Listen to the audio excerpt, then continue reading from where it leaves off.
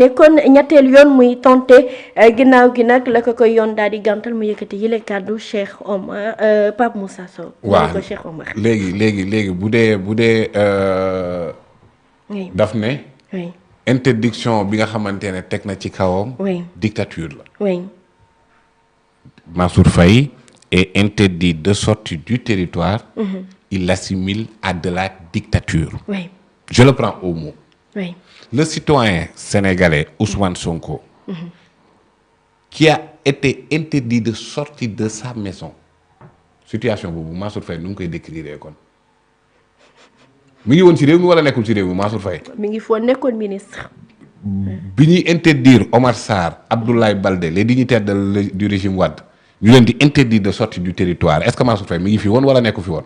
mi ngi fi woon donc c'est la même chose. ak bi ñu ko def. léegi bu gën a doy waar que moom bi mu def. oui muy Ousmane Sonko ñu tëj ko ci biir këram ne ko doo fa génn Mansour Faye fan la nekkoon monsieur Mansour Faye comment vous qualifiez le régime de votre beau-frère qui a empêché à un citoyen sénégalais de sortir de sa maison bu dee rek interdiction de sortie du territoire c'est de la dictature interdiction de sortie du domicile qu'est-ce que ça signifie weesu na dictature quoi. piétiner le droit à l'éducation d'un enfant nag doo ci wax doomu Ousmane Sonko. waaw mais Mansour Faye mi ngi woon ci réew mi. waaw loolu damay fàtte. Mansour say doom ñi ngi liggéey ñi ngi jàngi. waaw Mansour ci biir territoire Sénégal yaa ngi doxi say soxla. toog nañ fi doomi réew mi mënut a génn këram ngaangoo monsieur Faye Mansour waxul keneen nag keneen waxul waaye léegi tey jii nii moom. interdiction de sortie du territoire mu ne après l'injonction de la Cour suprême. oui j'aimerais bien que nga jox ma lan la Cour suprême wax. Mansour Faye. ñu ñëw ci Cour suprême lan la wax pour mu leeral une bonne fois pour Sénégalais yi ñuy suivre dañu par ces motifs fait injonction au ministre de l'Intérieur des réceptions de la présente de notifier à Amadou Mansour Faye les motifs de l'interdiction de sortie du territoire national qui le frappe. À défaut de faire cesser le comportement des agents de la police de l'air en service à l'aéroport Blaise Diagne, portant atteinte à la liberté de déplacement du requérant, y compris celle de quitter son pays et d'y revenir. 2. Rejeter la demande d'astreindre et celle portant sur l'octroi des dommages-intérêts.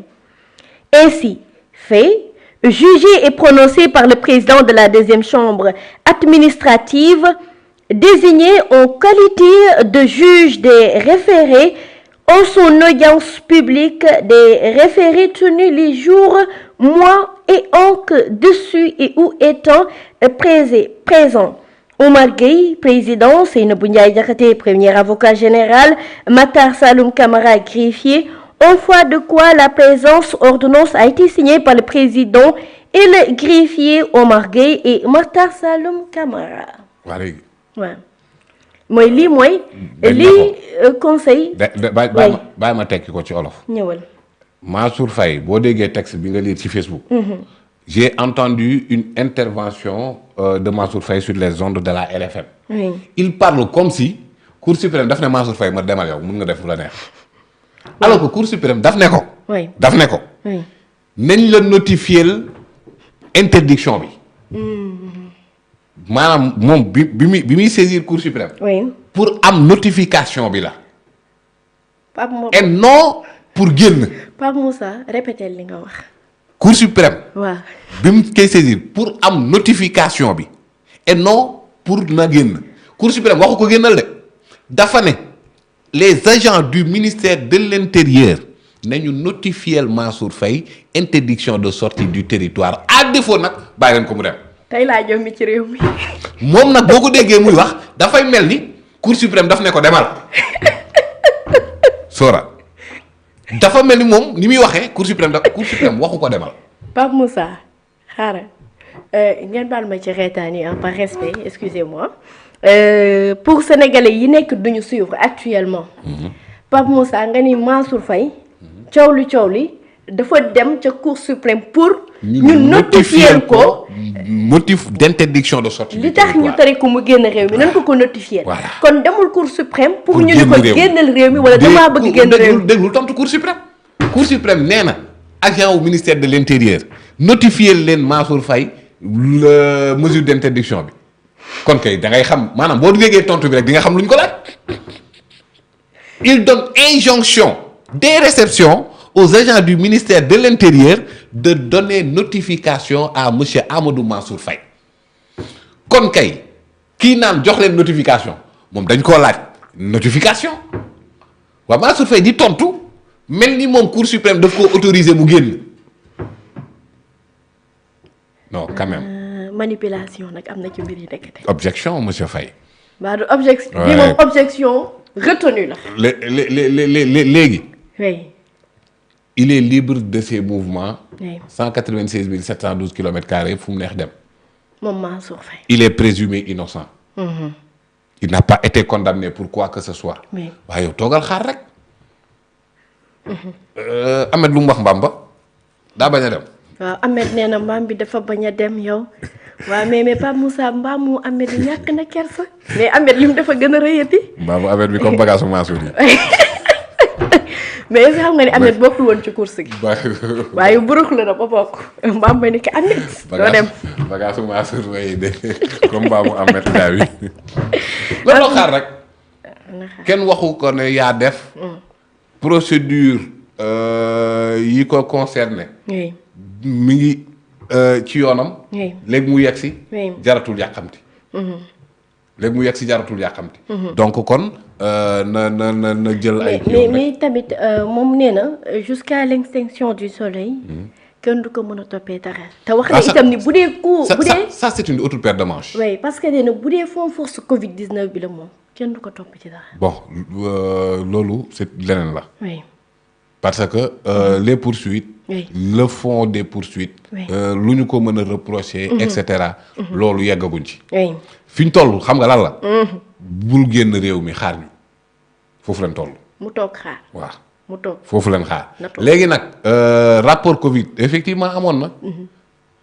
yaa def défaut. loolu justice moom moo koy caractériser du man du yow. oui. bu dee am na lu ñu ko reproché. oui moom bu amee la preuve de son innocence mu teg ko ci table. loolu kese la. oui c'est pas compliqué du tout. déedéet. kenn waxu la yaa def daara.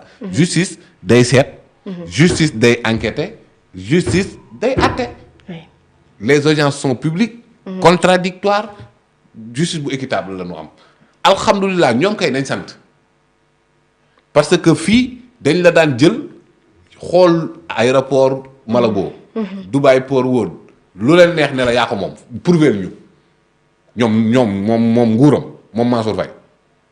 nguur boo frère am da la doon jiiñ da lay jiiñ ba pare ne la prouver. waaw fii nag Mansour heureusement respecter droit de la défense. oui respecter la présomption d'innocence. oui respecter le double degré de juridiction.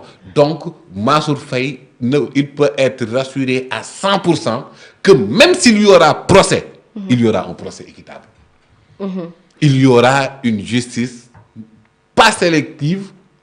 Il n'y aura pas une justice des vainqueurs. Il n'y aura pas de revanche politique sur qui que ce soit loolu rek ku mu mënti doon ci réew mi sa xel mën na daal ci doxalinu justice lii kese moo am solo. mais revanche politique bi kon. ñëpp seen xel war naa mën a daan duñ ci dund duñ ko dund bii yoon. du nekk comme créé Ousmane Sonko. oui lu ko waay defoon ci politique. oui day bàyyi ba bésub élection ba ca ngoon mu yëkkati la ba biir bi weex mu teg ci suuf. kon kooku soxlawul revanche ci kii que ce soit. mais Ousmane nee na day jàpp de Pape Moussa. non jàppul non Ousmane jàppul Ousmane jàppul du baale. jàppul. déglu ma. waaw Ousmane il est le chef du gouvernement. Ce n'est pas son rôle de jàpp qui que ce soit. oui Il est de l'exécutif. Son rôle ce n'est pas de jàpp qui que ce soit. kan mooy jàppe justice. La justice elle est indépendante. waaw donc kon Ousmane waxul kenn ne dama lay jàpp. waxul kenn ne maa yore justice bi waxul kenn ne damaa yor conc. leer na voilà léegi nag képp ku nekk ci réew mi ci doxalinu yoon. na sa xel dal di nga am un procès équitable. équitable. mais loolu la ñu mën a garanti ñun. mais parce que loolu moom moo nekk ci doxalinu justice jamono jii nii. waaw maanaam ya nga doon gis jamonoy Macky Sall. fekk la fa nga toog jiiñ la ba pare ne la prouver ne da nga innocent. amu fi. fii.